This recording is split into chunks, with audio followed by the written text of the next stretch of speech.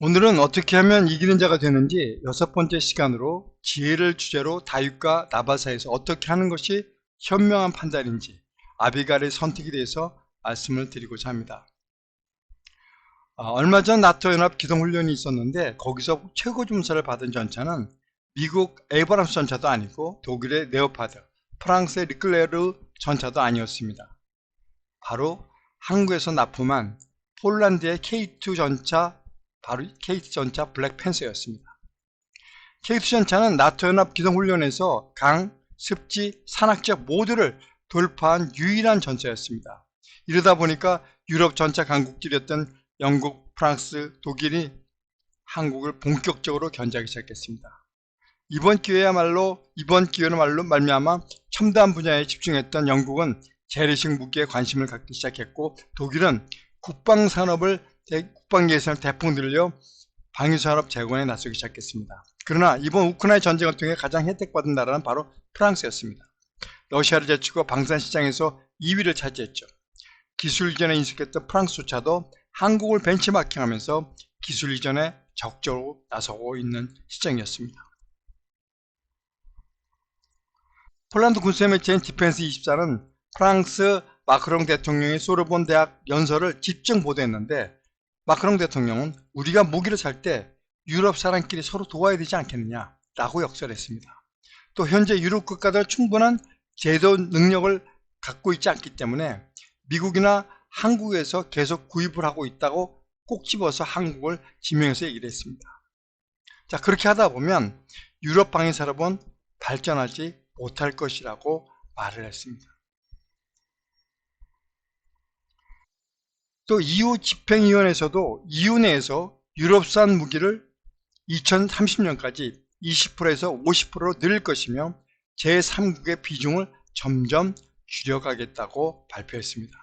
그 이유 중에 하나는 트럼프 전 대통령이 대선 유세를 통해 유럽은 자신의 안보를 미국에게 맡기고 무임승차하고 있다고 맹비난하면서 나토 동맹들이 방위를 증액하지 않으면 보호해주지 않겠다고 말했기 때문입니다. 유럽의 K방산 견제는 곳곳에서 나타나기 시작했습니다.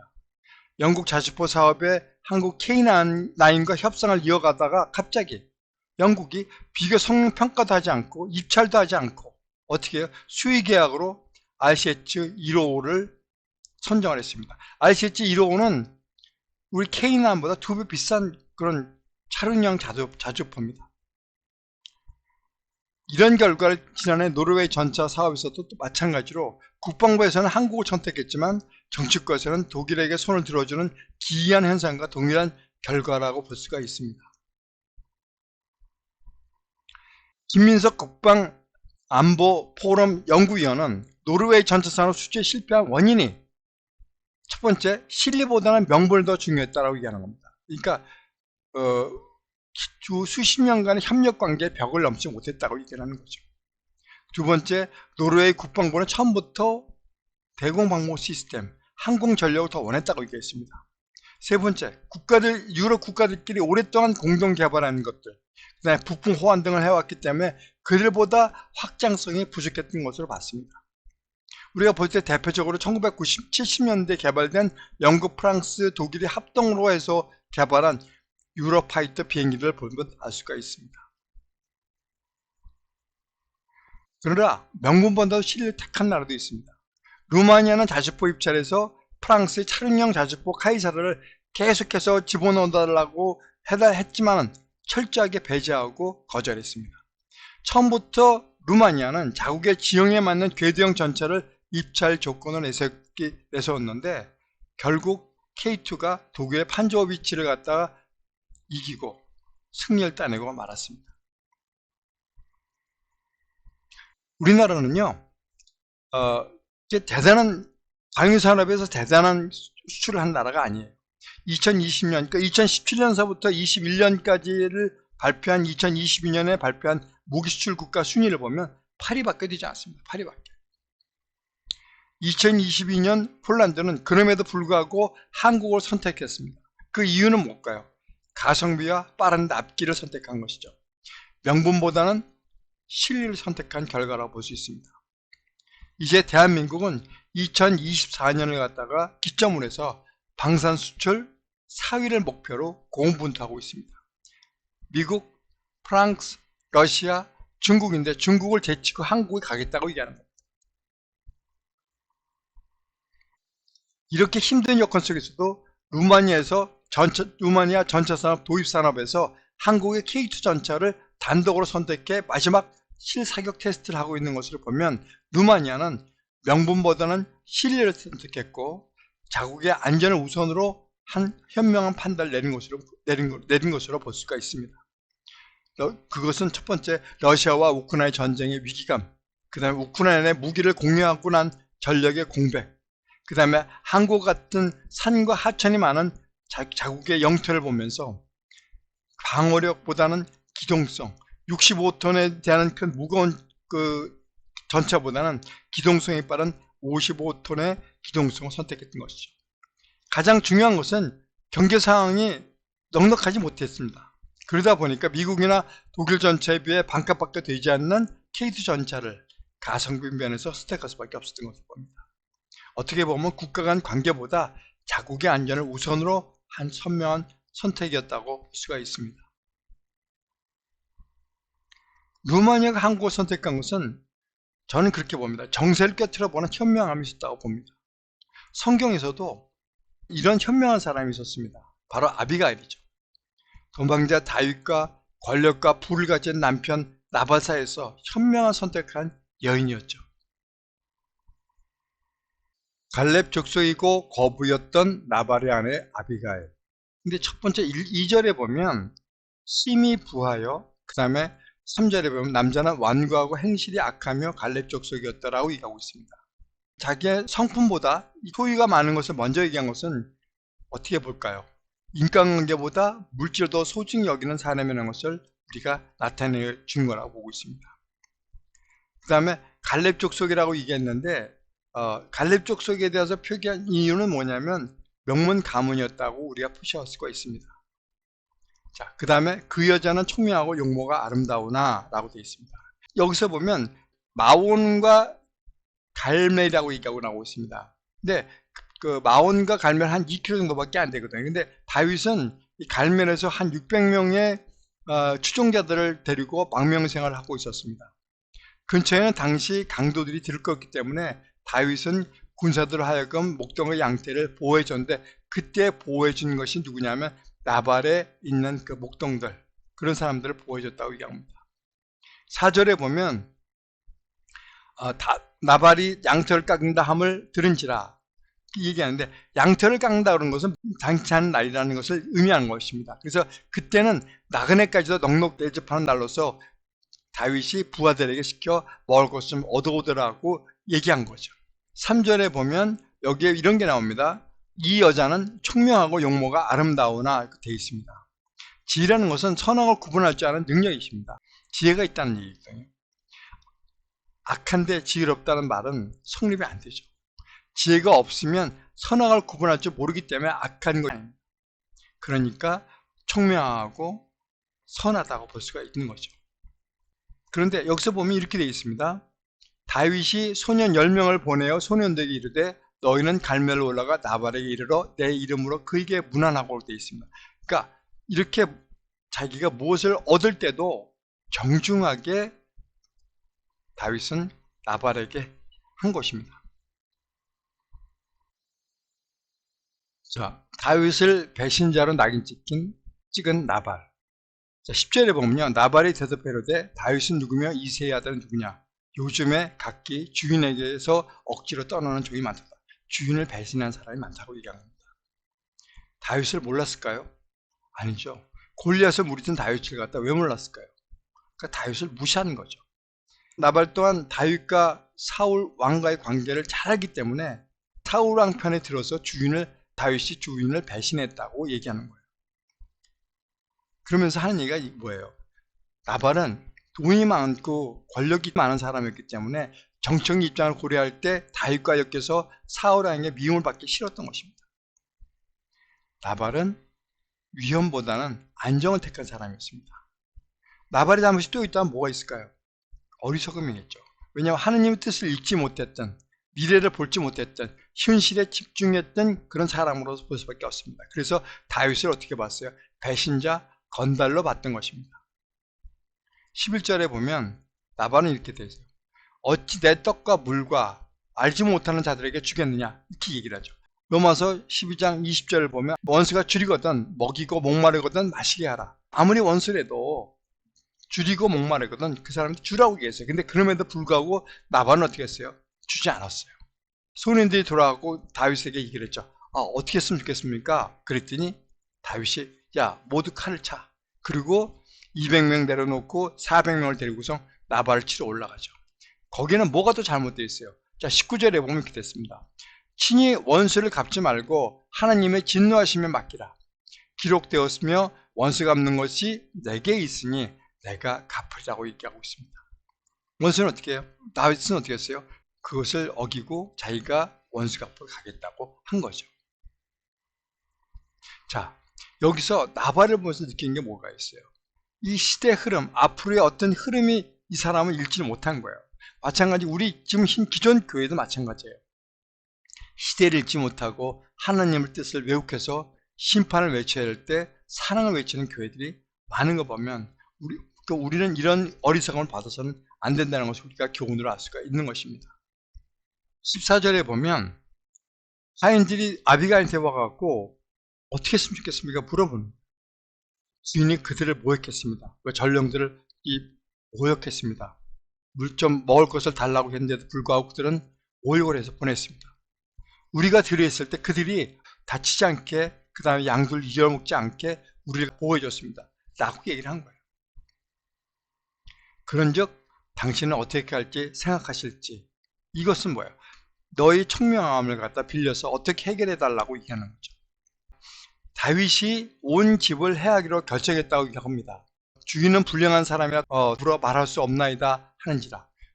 이 종들도 주인이 불량한 사람이고 난폭하고 예의 없고 그런 사람이라는 것을 알고 있는 것입니다. 18절에 보면 아비가일이 떡 200덩어리와 포도주 2 가족 부대와 양 5마리와 곡식 5 세아와 건포도 100송이와 무화과 뭉치 200개를 가져다가 나귀에 실었다고 얘기합니다. 이렇게 많은 것 갖다가 싸갖고 갔다는 얘기죠. 볼까요? 자, 은밀한 선물은 노를 쉬게 하고 품 안의 뇌물은 맹렬한 분을 그치게 한다. 너무너무 현명한 사람이었죠. 그러니까 이럴 때는 뭔가 선물을 줌으로 인해서 그 사람의 마음을 달래야 된다고 생각한 거예요. 그러고 난 다음에 여기서 19절에 중요한 얘기가 나오죠. 그의 남편 나발에게는 말하지 아니하니라고 되어 있어요. 그러니까 이걸 보면서 뭘 볼 수가 있었냐면 이 아비가일이 남편에게도 얘기 안 해도 될 정도의 어떤 그런 권한과 그 입장이 있다라는 것을 알 수가 있습니다. 그러니까 남편한테 얘기하지 않은 거죠. 다윗 일행에게 납작 엎드린 지혜로운 여자 아비가일. 우리가 납작 엎드렸다는 건 뭘까요? 납작 엎드리는 것은 내가 모든 걸 잘못했으니까 용서해달라고 비는 거거든요. 자, 볼게요. 자, 아비가일이 나귀를 타고 다윗을 갖다 만나죠.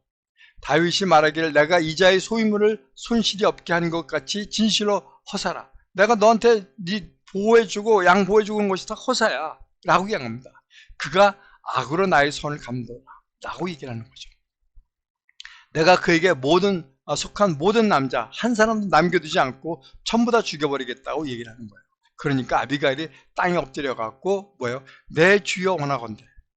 그러니까 주라고 얘기합니다. 나의 주인이여 라고 얘기한 거죠. 이 죄악을 곧 내게로 돌리소서. 그러니까 남편에 돌리지 말고 모든 것을 나한테 돌리십시오 라고 얘기를 하는 거예요.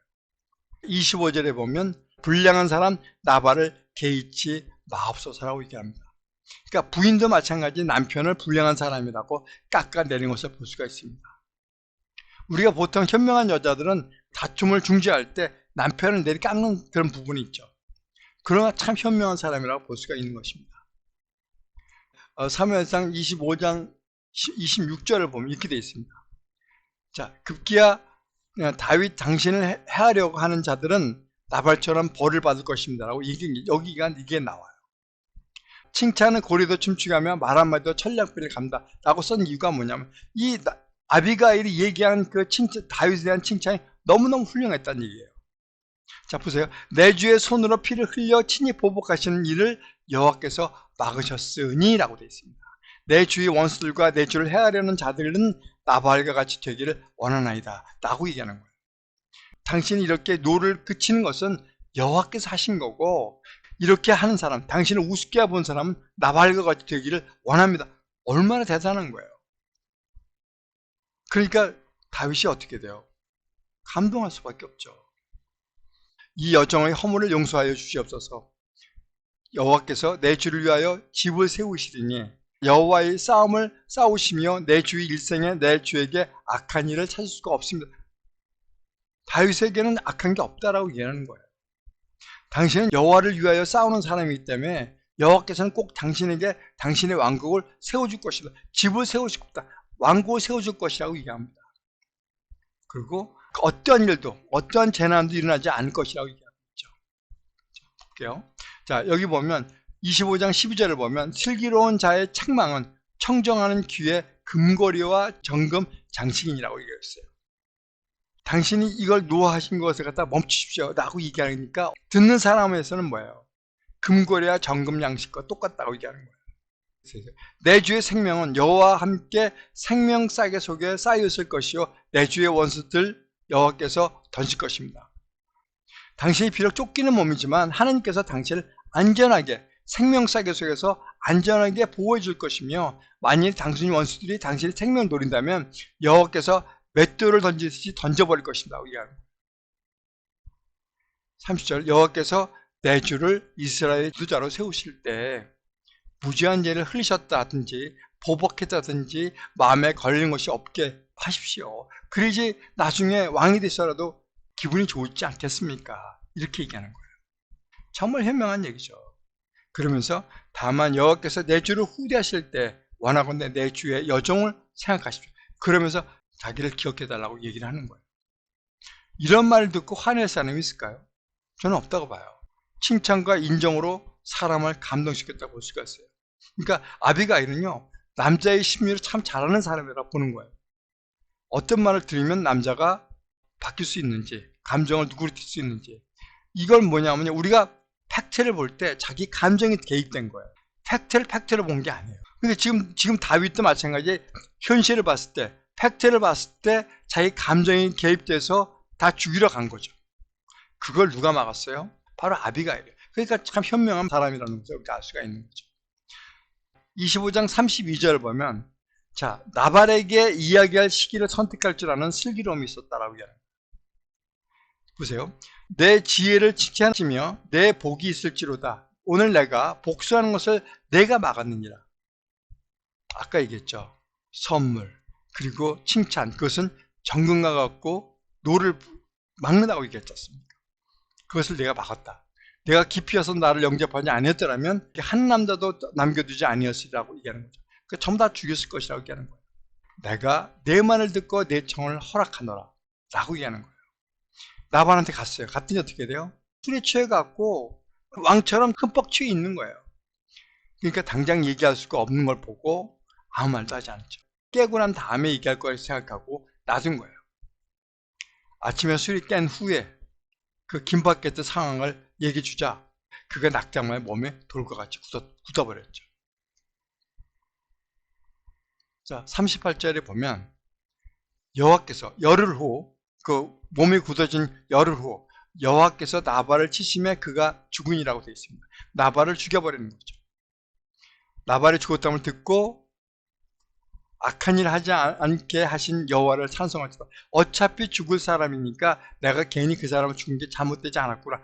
잘됐다라고 생각한 거예요. 그래서 다윗이 전령들을 보내서 아비가일한테 가서 당신은 다윗의 아내를 맡고자 하니까 가십시다 라고 얘기하는 거예요. 그러니까 아비가일이 급히 일어나서 처녀 5과 함께 다윗이 전령들을 따라가서 다윗의 아내가 되니라고 되어 있습니다. 여기서 이제 문제가 뭐가 있냐면, 우리가 유교적인 사상으로 봤을 때는요, 어떻게 돼요? 남편이 죽자마자 다윗을 쫓아가? 그게 말이 돼? 이거 잘못된 거 아니야? 우리나라 정서상은 부정한 여인으로밖에 말할 수가 없어요. 부정한 여인이 아니라는 것은 뭐라고 이야기할까요? 첫 번째 뭐냐면 이거예요. 다윗은 이 상태가 뭐냐면 다윗은 역도였어요. 역도. 도망자 신세였었어요. 그리고 언제가 죄가 벌어질지도 모르는 상태에서 아비가일은 다윗을 무작정 따라간 거예요. 만약 다윗을 신뢰하지 않았다면 도저히 고난을 동참할 수 없었을 것이에요. 이 사람이 부귀 영화를 누려서 갓 쫓아갔다? 그건 잘못된 얘기죠. 또 하나는 뭐냐면 이거예요. 그 소유가 많았다고 그랬죠. 근데 다윗이 이 아비가일의 그 소유를 갖다 원해서 그랬다라고 하는 사람도 있어요. 또 갈렙 족속의 지지를 얻기 위해서 아내를 맞이한 것이라고 오해하는 사람도 있어요. 근데 42절에 보면 뭐가 나오냐면요. 처녀 5과 함께 급히 일어나서 처녀 5과 함께 따라갔다고 얘기하고 있어요. 그럼 뭐예요? 모든 재산을 갖다 다 내려놓고 포기하고 권위도 포기하고 다 포기하고 처녀 5들만 함께 가서 다윗의 아내로 갔다라고 얘기합니다. 여기서 보면요. 43절 44절을 한번 볼게요. 이스라엘의 아하노암을 아내로 맞이했고 그 다음에 사울은 딸 미가를 발디에게 주었다라고 얘기가 나오고 있습니다. 자, 여기서 보면 다윗이 나오고 아비가일이 나오죠. 여기서 파란색은요. 파란색은 죄를 안 진 사람, 그 당시 죄를 짓지는 않은 사람이라고 보는 거예요. 그 다음에 붉은색은 죄를 진 사람을 표현했습니다.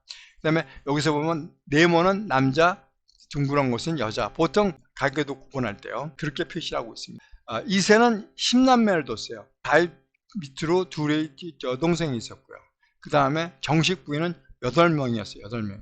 그 다음에 아비삭이 있는데 아비삭은 잠자리 시중만 들었던 거예요. 그러니까 정식 부인이라고 볼 수는 없죠. 그 다음에 아들은 10명이었고요. 딸이 1명이었죠. 그 첫 번째 부인 미가는 주고 다음에 한번 얘기를 하겠습니다. 근데 중요한 게 뭐냐면 아비가일이요. 이 내용 후에는 아비가일이 나오질 않아요. 그러니까 길르앗만 낳았다는 그 내용만 있고 나오질 않아요. 먼저 아비가일과 결혼했는데 아하노암이 먼저 두 번째 부인으로 나오거든요. 먼저 암놈을 먼저 낳았다고 얘기를 해요. 그래서 두 번째 부인이 되고 세 번째 부인이 아비가일로 나타나고 있습니다.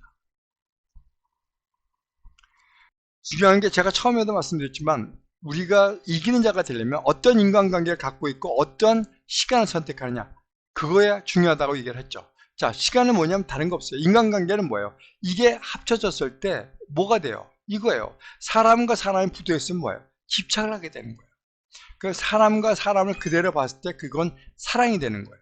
그 다음에 이게 사람과 사람이 멀리 떨어져 있으면 이건 무관심이에요. 상대방이 무엇을 하든지 관심이 없는 거예요. 그래서 인간과 인간관계는 어떤 것이 중요한 거니까 그거 우리는 정확히 알아야 된 것이죠. 나발은 인간관계를 어떻게 했어요? 인간관계를 보면 집착이 강하고 욕심이 많고 자신 위주의 인간관계를 가진 사람이 바로 뭐예요? 바로 나발이에요. 아비가일은 뭐예요? 자신보다도 타인을 먼저 생각하고 공동체를 위한 사람이었고 현실 중시 여기지 않고 미래를 본 사람이었죠. 볼까요? 자, 그 다음에 나오는 게 뭐예요? 시간이에요. 어떤 시간을 선택하느냐? 내가 과거를 선택하느냐? 현재를 보느냐? 미래를 보느냐? 나발은요. 과거의 사실은 중요하지 않았어요. 천천히 그 맘만 필요 없어요. 내가 골리앗을 죽였더니 말든지 관계가 없어요. 오로지 현실만, 현실의 이익만 추구하기 때문에 사울 왕에 잘 보기 위한 그거밖에 없었어요. 현실주의자로 이익 추구에 인한 비인간적인 사람이었다. 미래를 보지 못하고 쾌락을 추구했다라고 볼 수가 있는 거죠. 아비가일은 어떻게 했어요? 과거, 현재, 미래를 다 본 사람. 만만, 다윗이 죽인 사람은 만만이라고 얘기한 것들, 골리앗을 죽인 그런 것들, 그 모든 걸 바라보고 현재를 바라보고 미래, 저 사람은 분명히 여호와가 쓰실 사람이다, 여호와가 집을 만들어줄 사람이다 라고 생각했기 때문에 미래, 현재 말에 과거, 미래를 모든 걸 선택했던 사람, 아주 현명한 사람이라고 볼 수가 있는 거예요. 자, 인간은 어떤 사람과 인간관계를 맺느냐에 따라서 어떤 시간대를 선택하느냐에 따라서 선해질 수도 악해질 수 있다라고 얘기하는 거예요. 나발과 아비가일의 인간관계를 보면 어떻게 할 거예요? 결국 공동체를 볼 수가 있는 거예요. 어떤 인간관계를 맺고 있느냐, 어떤 공동체를 볼 수 있느냐 볼 수 있죠. 내가 어떤 나라에 살고 있고 어떤 회사에 다니고 어떤 학교에 다니고 어떤 가정에 있고 어떤 교회에 다니냐에 따라서 내 인생을 달라질 수 있다는 얘기죠. 그게 뭐예요? 내 주위에 어떤 사람으로 내가 영향을 받느냐, 그게 중요하다는 얘기죠. 결국은 공동체에 의해서 내가 내 인생이 좌지우지 될 수가 있다. 또 과거, 현재, 미래 중에서 어디에 더 신경 쓰느냐에 따라서 달라질 수가 있다는 것을 우리가 알 수가 있습니다. 자녀 교육 시간대를 놓친 다윗. 자, 다윗을 보는데 다윗을 먼저 첫 번째 부인에 대해서 한번 보겠습니다. 첫 번째 부인을 보면요, 다윗을 질투하고 죽이려 한 사울 왕이 있죠. 그런데 뭐예요? 사울딸 미갈은 다윗을 사랑했어요. 이게 사울이 죽인 지 한 천천히요, 다윗은 만만이라고 얘기하니까 온 사람들이 다윗을 사랑하니까 어떻게 돼요? 사울 왕이 다윗을 미워하기 시작했어요. 근데 사울딸 미갈이 다윗을 사랑하며 내가 그 딸을 그에게 주어 그에게 올무가 되게 하고 블레셋 사람의 손으로 그를 치게 하리라고 얘기하고 있어요. 딸 미갈을 준 것이 뭐예요? 올무를 주기 위한 거죠. 그러니까 인간관계에서 어떻게 해요? 자기만 아닌 거예요. 자기 집착, 그게 더 강한 사람이었던 거예요. 근데 사무엘상 19장 11절을 보면 사울이 다윗이 집에 보내어 그를 죽이려고 하게 한지라, 사울이 다윗을 죽이려고 했던 거예요. 그렇게 미갈이 그것을 알고 난 다음에 뭐예요? 미갈이 다윗을 창에다 매달아 갖고 그를 피하여 도망가게 만들어요. 무지하게 사랑한 거죠. 근데 다윗과 결혼했던 미갈을 다른 사람에게 씹어낸 사울 왕이에요. 그 다음에 그 서브가 뭐냐면 그동안 다윗은 미갈을 찾지 않았어요. 그러니까 사무엘상 25장 42절을 보면 이렇게 나와요. 아비가일이 다윗의 아내가 되니라고 되어 있어요. 그 다음에 어떻게 해요? 44절에 보면 다윗이 그의 딸 미갈을 발디에게 줬다고 나와요. 여러분, 말이 됩니까? 미갈은 어떻게 됐어요? 다윗의 시집 같은 여자인데 그것을 갖다 빼갖고 발디에게 줘버리는 거예요. 사무엘하 2장 3절 이렇게 됐어요. 사울의 아들 이스보셋이 이스라엘의 왕이 될 때 나이가 40세이며 2해 동안 왕위에 있으니라고 되어 있어요. 유다 족속은 다윗을 따르니라고 되어 있어요. 자, 여기서 보면 뭘 얘기했냐면 사울이 죽고 난 다음에 이스보셋이 왕이 되죠. 왕이 돼갖고 나머지 유다 족속에만 왕이 되는 거죠. 사무엘하 3장에 보면 다윗이 사울의 아들 이스보셋에게 전령들을 보내 이르되 내처 미갈을 내게로 돌리라. 그는 나와 정혼한 자 아니라 하니 이스보셋이 그의 남편 발디엘에게 그를 빼앗아 오베라고 되어 있어요. 여기서 뭘 느낄 수가 있어요? 나와 정혼한 자라. 내가 이스보셋은 뭐예요? 사울왕의 직계 아들이에요. 그러니까 정통성에 이스보셋이 더 있죠. 근데 다윗은 뭘 얘기해요? 사울왕의 딸은 미갈은 나와 정혼한 사람이야. 그러니까 나도 정통성이 있어라고 여기서 얘기하지 않았냐? 그런 생각이 전 들었었어요. 사실 이걸 보면서요. 왜? 그동안 다윗은요 미갈을 찾아가지 않았어요. 한 번도. 그걸 보면서 그걸 느낄 수가 있는 거죠. 자, 사무엘하 6장을 보면 이렇게 나와요. 다윗을 비난한 미갈은 평생 그에게 자식이 없었다. 사랑했던 다윗을 비난한 미갈, 이게 말이 돼요? 사랑했었어요. 근데 뭐예요? 사랑이 저는 증오를 받지 않았나, 그런 생각이 좀 들어요. 자, 여호와의 궤가 다윗성으로 들어올 때 사울의 딸 미갈이 창을 내다보다가 다윗 왕이 춤추는 것을 보고 다윗 왕이 춤추면서 이 하체가 보인 거예요. 그랬더니 아니 경박스럽게 그게 뭐예요? 그를 없으니겠죠. 그러니까 다윗이 먼저 화목제를 드리면서 그런 얘기를 하는 거예요. 드리고 난 다음에 마치고 다윗이 가족에게 돌아오면 사울 딸 미갈이 나와서 다윗을 맞으며 이르되 이스라엘 왕이 계집종의 눈앞에서 몸을 드러내줬도다 하니 비난한 거죠. 치칠 맞게 그게 뭐하는 짓이야 라고 얘기한 거예요. 다윗이 이런 얘기를 하죠. 이는 여호와 앞에서 산 것이다. 여호와가 치권자는 나를 삼으셨으니까 난 여호와 앞에서 뛰노고 너무 기뻐 라고 얘기하는 거예요. 내가 더 낮아져도 천하게 보일지라도 나는 관계가 없어 라고 얘기하는 거예요. 그러므로 사울의 딸 미갈이 죽는 날까지 그에게 자식이 없으니라고 얘기합니다. 무슨 얘기예요? 저주한 거예요. 저주. 그러니까 평생 자식이 없었던 거예요. 그러니까 사랑이 증오로 바뀌었는데, 저는 여기서 다윗의 잘못한 것도 있다라고 보는 이유가 뭐냐면, 다윗이 미갈을 조금만 사랑했다면 아비가일이나 아하노함을 갖다 만나기 이전에 도망 다니다가도 그래도 연락을 하거나 뭐 이래야 되는데 그런 게 전혀 없었다는 얘기죠. 그러니까 사울을 미워하면서도 결국은 뭐예요? 미갈도 미워하지 않았겠느냐라는 그런 생각을 좀 하게 돼요. 자, 여기서 그 다음에 다윗과 바세바에 대해서 읽겠습니다. 자, 사무엘하 11장을 보면 여기 되어 있죠. 암몬 자손하고 싸우러 나가죠. 싸우나죠. 그래서 그 군대를 보냈는데 다윗은 뭐예요? 옥사에 걸리다 보니까 한 여인이 목욕을 하고 있는 거예요. 그래서 야, 저 여인이 누구야? 가서 한번 누군지 알아봐봐. 그랬더니 부하가 간 거예요. 아, 그건 우리아의 아내 바세바입니다 라고 얘기한 거예요. 그랬더니 다윗이 어떻게 해요? 여자를 자기 방에 데려오라고 얘기하는 거예요. 그래서 어떻게 해요? 그 여자와 동침해요. 그리고 그 여자가 임신한다는 얘기예요. 친구 아내가 불륜 저지른 다윗이에요. 자, 여러분, 근데 여기서요, 여러 사람들이 이런 얘기를 해요. 바세바가 다윗을 유혹하기 위해서 일부러 옥상에 가서 목욕을 했다고 얘기하는데, 이건 잘못된 생각이에요. 바세바가 목욕한 시간이 저녁 시간이었거든요. 그리고 밝은 대낮에 남자들 보라고 목욕한 것이 아니에요. 어두워지는 시간을 기다렸다가 목욕하라고 나온 거예요. 남을 시선을 피하려고 한 것이 분명히 의도가 나오고 있어요. 목욕한 이유가 뭘까요? 목욕한 이유가 뭐냐면, 자, 4절에 보면 그 여자가 부정함을 깨끗하게 하였으므로 되어 있습니다. 자, 이게 이거예요. 어떤 여인이 유출을 하되, 그러니까 생리를 하면, 유출이 피이면 이래 동안 불결할 것이다. 그러면서 그를 만지는 자나, 그다음에 누워있는 자리나, 앉아있던 자리나, 그다음에 그 옷이나 침상, 그다음에 그 모든 것은 물로 씻어야 될 것이라고 얘기하는 거예요.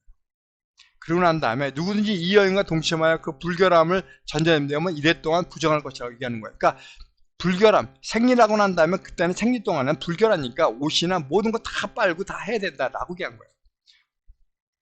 근데 여기서 뭐예요? 이거를 하기 위해서 생리를 갖다 끝냈기 때문에 목욕을 한 거예요. 옥상 가서. 그러니까 바세바가 유혹한 것이 일단 하나님의 심판을 받을 것이라고 좀 봐요. 만약 우영을 했다면. 근데 나단 선지자가 바세바 저주를 내렸어요, 안 내렸어요? 문책했어요, 안 했어요? 안 했어요. 꾸짖지 않았어요. 다윗만 책망한 거예요. 그러니까 바세바는 죄가 없던 거예요. 아까도 마찬가지야. 아비가일이 부정한 여인이었다면 나단 선지자 같은 사람이 그 아비가일을 책망하고 고난을 주셨을 것이라고 얘기하는 거예요. 그렇지 않았다는 얘기죠. 자, 여기서 보면 암논, 압살롬, 요나답, 그 다음에 다말이었죠. 다말은 결국은 희생양이었고 그 다음에 다윗이 나오죠. 자, 암논과 압살롬 뭐예요? 첫째 장남과 삼남이에요. 그렇죠? 왕에게서 서열 1, 2위죠. 여기 길랍은 얘기가 나오진 않아요. 둘째 길랍은 일찍 죽었는지 현명한 어머니 아비가일의 어떤 때문인지 경쟁에 휘말리지 않고 조용히 살다가 조용히 떠났던 것처럼 기록이 없어요. 자, 근데 여기서 누가요? 암논이 다말을 사랑하죠. 이건 뭐예요? 사랑이 아니라 욕망이라고 볼 수가 있는 거예요. 자, 그 다음에 요나답의 중간에서 뭐라고 얘기했냐면 이 암논한테 다말을 취하라고 얘기하고 있어요. 자, 욕심이 잉태한 즉 죄를 낳고 죄가 장성한데 사망을 난다고 얘기하고 있어요. 이게 바로 사망이라는 얘기죠. 그래서 압살롬이 누굴 해요? 암논을 죽여버려요. 근데 다윗이 끼어들어가고 얘기를 하느냐? 다윗은 끼어들어서 얘기를 하지 않아요. 이 문책 잘못했다, 잘했다 이런 얘기를 하질 않아요. 다말을 갖다 범했을 때도 다윗은 침묵했고요. 압살롬이 암논을 죽였을 때도 다윗은 침묵했어요. 자, 사무엘하 13장을 보면 이렇게 돼 있어요. 다윗의 아들 압살롬에게 아름다운 누이가 있으니 다말이라. 다윗의 다른 아들 암논이 그를 사랑하니라. 이건 제가 아까도 말씀드렸지만 이건 욕망이에요. 사랑이 아니에요. 암논이 다말 때문에 우라병이 생긴 거예요. 그 다음에 상사병도 걸렸겠죠. 그죠? 암논에게 요나답이라는 친구가 있으니 다윗형 시므의 아들이요 심히 간교하다고 얘기를 하고 있어요. 간교하다. 요나답이 그에게 이르되 아버지가 너를 보러 오거든 그러니까 다말이 데리고 와서 나의 떡을 먹여주시오. 나 아프니까요 라고 얘기한 거예요. 그러니까 다윗이 다말에게 해서 야 가서 음식을 차려서 갖다 줘라 라고 얘기한 거예요. 다말이 암논에게 가서 떡을 먹여주죠. 그랬더니 어떻게 해요? 암논이 끼어들고 누이야 나 동침하자. 그렇게 얘기하는 거예요. 그래갖고 어떻게 해요? 억지로 그와 동침해요. 그러고 난 다음에 어떻게 해요? 암논이 그를 심히 미워하니 미움이 사랑보다 더한지라. 사랑이 증오로 바뀐 거예요. 제가 암논을 봤을 땐 상대편의 감정이나 관심이 전혀 없어요. 제가 봤을 땐 이 암논 같은 경우는 사이코패스 성향이 있는 것으로 좀 보여요. 그 종을 불러서 이 계집애를 내게서 이제 내보내고 그 문 밑장을 치르라고 얘기한 거예요. 말도 안 되는 얘기예요. 이건 내가 봤을 땐 인간 이해라는 얘기죠. 사이코패스가 아니면 이렇게 될 수가 없어요. 그러니까 다말이 어떻게 해요? 너무너무 억울하고 힘들고 괴롭죠. 근데 여기서 이렇게 돼요. 압살롬이 뭐라고 해요? 누이야, 지금은 잠잠히 있어라. 이것을 얼마 근심하지 말아라. 그렇게 얘기해요. 근데 다윗 왕이 이 모든 일을 듣고 심히 노하니라. 그런데 어떻게 해요? 얘기를 안 해요. 화가만 내요. 근데 화가 낸다는 것은 뭐냐면 제가 볼 땐 자기 죄가 있기 때문에 더 이상 얘기를 못한다고 볼 수 있는 거예요. 압살롬은 암논이 그의 누이 다말을 욕되게 하였으므로 그를 미워하여 암논에게 잘잘못을 압살롬이 말하지 아니하니라고 되어 있어요. 얘기하지 않아요. 참고 있는 거예요. 여기서 보면 이렇게 되어 있어요. 잠언 22장 6절에 보면 마땅히 행할 길을 아이에게 가르쳐라. 그리하면 늙어도 그것을 떠나지 않냐. 왜요? 다윗은 이렇게 했었어야 돼요. 또 아비들아 너희 자녀를 노엽게 하지 말고 오직 주의 교훈과 훈계로 양육하라. 그러니까 주의 교훈과 훈계로 양육하라 했는데 감정을 섞이지 말아라 라고 얘기한 거예요. 근데 나산 선지자가 이 얘기를 하죠. 이제 내가 나를 업신 여기고 햇사람 우리아의 아내를 빼앗아 내 아내로 삼았은즉 칼이 내 집에서 영원토록 떠나지 아니하리라. 어떻게 돼요? 여기 마찬가지 암논을 죽이는 것도 결국 나와요.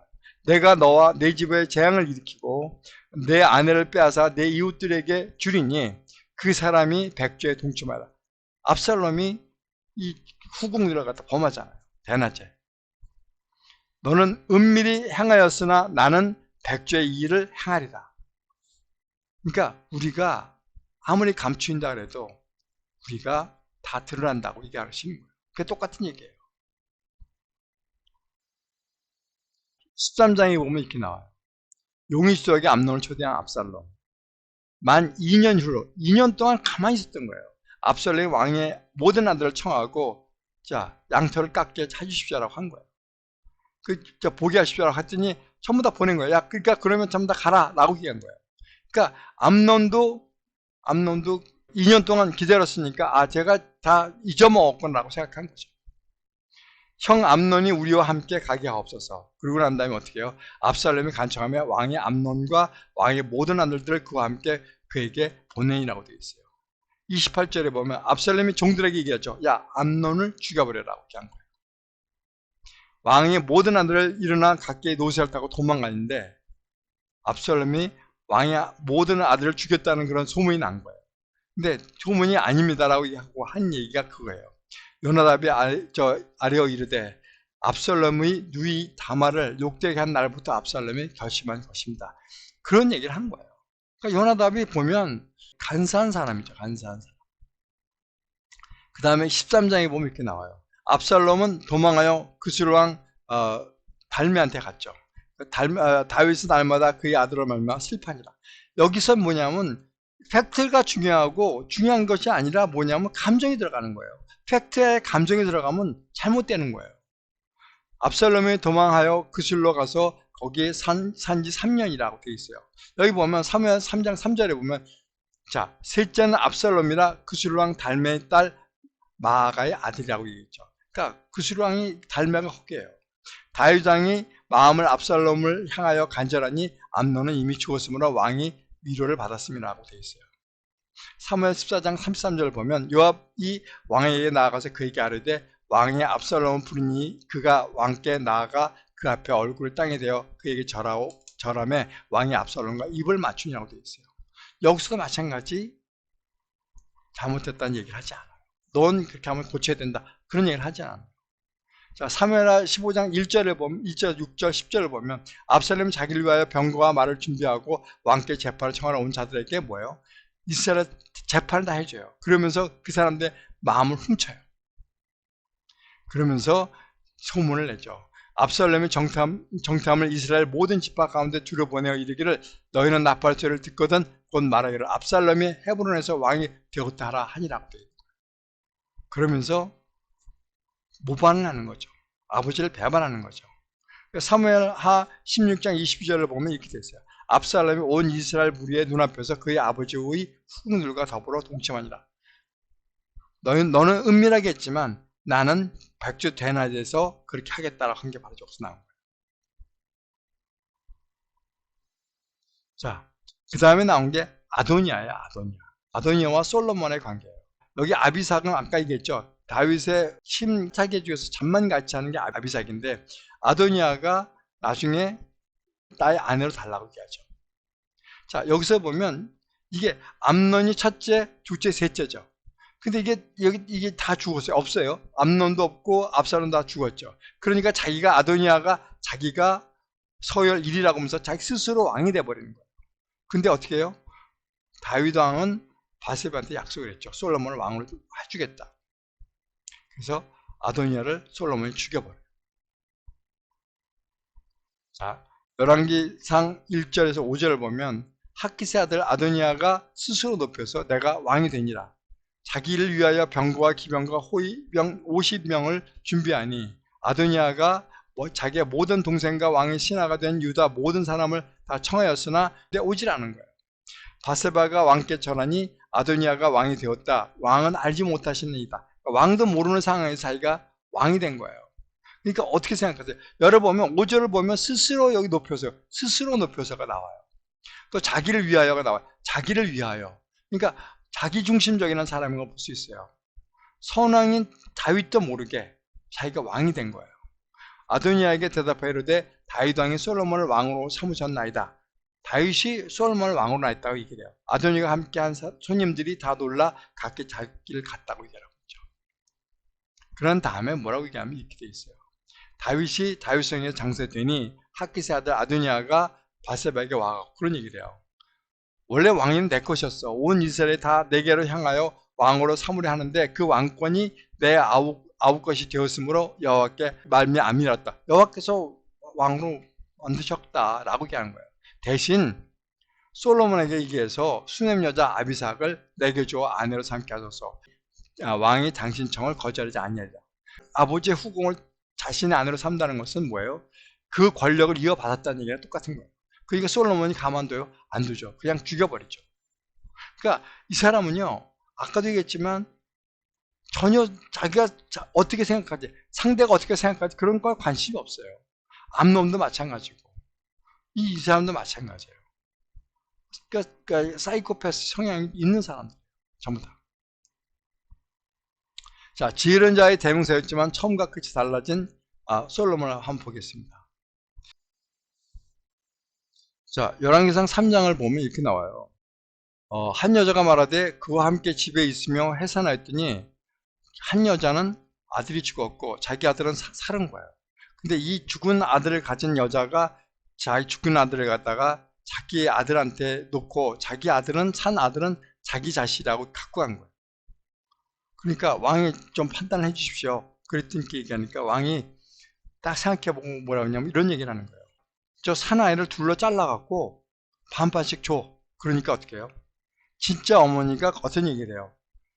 그러지 마십시오. 그러지 마십시오. 그냥 저 사나이를 저 사람한테 주세요. 그게 더 낫습니다. 왜요? 자기 아들인데 살았으면 좋겠다고 생각했으니까 그런 거죠. 그러니까 다른 여자가 말하되 뭐예요? 내 것도 되게 말고 내 것도 되게 말고 나누게 하라. 그렇게 얘기한 거예요. 정말 자기 자식이라면 그렇게 할 수가 없죠. 그러니까 왕이 얘기해. 야, 산 아이를 저 여자 줘. 저 죽은 여자는 저건 아니야. 그렇게 얘기를 한 거예요. 자, 열왕기상 11장을 보면 이렇게 됐어요. 솔로몬 왕이 바로의 딸 외에 이방의 많은 여인을 사랑하였으니 곧 모압과 암몬과 에돔과 시돈과 헷 여인이라. 너희는 그들과 서로 통혼하지 말며, 그러니까 여호와께서 그런 얘기했죠. 너희는 그들과 통혼하지 말라. 가나안에 있는 여인들과 통혼하지 말라고 했어요. 그들도 너희와 서로 통혼하게 하지 말라고 되어 있는데 어떻게 해요? 솔로몬은 그들을 사랑했어요. 그리고 왕이 700명이요 첩이 300명이에요. 그 여인들이 왕의 마음을 돌아서게 하였다고 얘기하고 있어요. 근데 처음에 왕이 됐을 때 하는 여호와께서 그런 얘기 했어요. 야, 솔로몬, 너 뭘 줄까? 내가 뭘 줄까? 뭘 줬으면 좋겠어? 그랬더니 그래요. 자, 듣는 마음을 종에게 주사 그의 백성을 재판하여 선악을 분별하게 하옵소서 하고 됐어요. 이렇게 현명함을 처했던 사람, 지혜를 선택했던 사람이 결국은 어떻게 해요? 여인 때문에 이 지혜도 무뎌지고 힘들어지고 사라지게 된다. 자, 다윗의 아들 솔로몬이 이런 얘기를 하죠. 인생 살다 보니까 헛되고 다 헛되더라 라고 얘기를 합니다. 세월에 수고한 모든 것이 사람에게 무엇이 유익한 겁니까? 한 세대는 가고 한 세대는 오고 땅은 영원히 두다. 그러니까 사람은 죽지만 땅은 영원히 있다라고 하는 거예요. 그래서 해 아래 새 것은 없다. 지혜가 많으면 번뇌가 많으니 지식을 더하는 자는 근심을 더하니라고 얘기하고 있어요. 마지막 솔로몬이 지혜와 돈과 권력과 모든 걸 다 해봤지만 모든 게 헛되다고 얘기하는 거예요. 그러면 새 아래 새 것은 없다라고 얘기하는 거죠. 세기의 이혼이 있죠. SK 최태원 회장과 노세영 관장. 판결이 어떻게 났어요? 1조 3,808억을 갖다가 현금으로 노세영 관장한테 주라고 판결이 난 거죠. 이것은 엄청난 문제죠.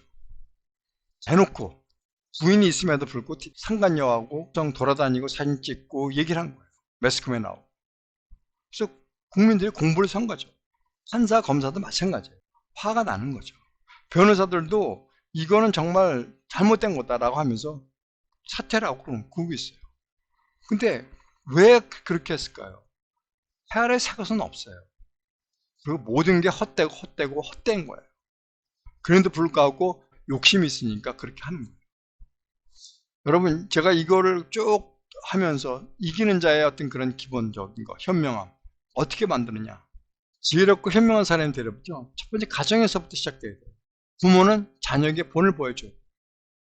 이번 SK 그 이혼 사건을 보면서 그 노수영 관장의 아들이 가서 그런 얘기를 했죠. 아버지한테 그 잘못됐다고 얘기하고 있죠. 모든 국민들이 잘못됐다고 얘기를 해요. 모든 임원들도 잘못됐다고 얘기를 하고 있어요. 마땅히 행할 길을 자녀에게 가르쳐야 돼요. 두 번째로는.